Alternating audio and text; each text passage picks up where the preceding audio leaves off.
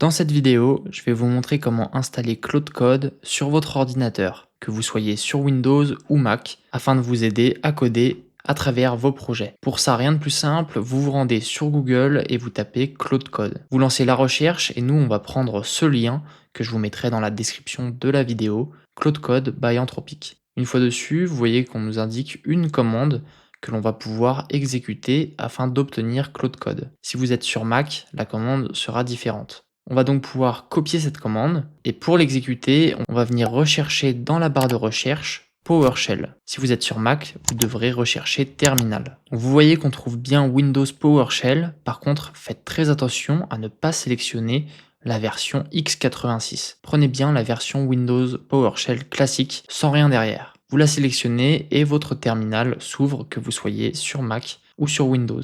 Ensuite, vous allez pouvoir coller la commande que l'on avait copiée qui nous avait été donnée tout à l'heure. Donc vous la collez et vous faites entrer. Vous voyez que ça nous dit que c'est en train de setup Claude Code. On n'a plus qu'à attendre que l'installation se termine. Dès que c'est fait, vous avez ce petit message en VR qui vous confirme l'installation.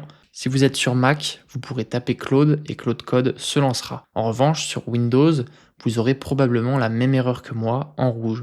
La raison, c'est simplement que vous devez suivre les notes qui sont juste au-dessus, notamment le chemin qui est juste ici, vous allez le copier. Vous, il sera probablement différent, mais vous le sélectionnez et vous le copiez. Une fois que c'est fait, vous retournez dans le menu Windows et cette fois-ci, vous tapez Environnement et vous devriez parmi les résultats trouver ce panneau de contrôle qui s'intitule Modifier les variables d'environnement système. Vous le sélectionnez et vous l'ouvrez. Ici, vous cliquez sur Variables d'environnement, puis dans les variables système en bas, vous recherchez la variable qui s'appelle pass. Vous cliquez sur Modifier, puis sur Nouvelle entrée, et ici vous allez coller le chemin que l'on a copié tout à l'heure. Dès que c'est fait, vous pouvez tout fermer, vous cliquez sur OK ou bien sur les croix, vous fermez votre terminal PowerShell, vous en rouvrez un toujours en faisant bien attention à ne pas prendre la version x86, et là, si vous tapez Claude, vous voyez que vous avez bien Claude Code. Vous pouvez choisir votre thème, je vais mettre le Dark Mode, et ensuite on vous invite à vous connecter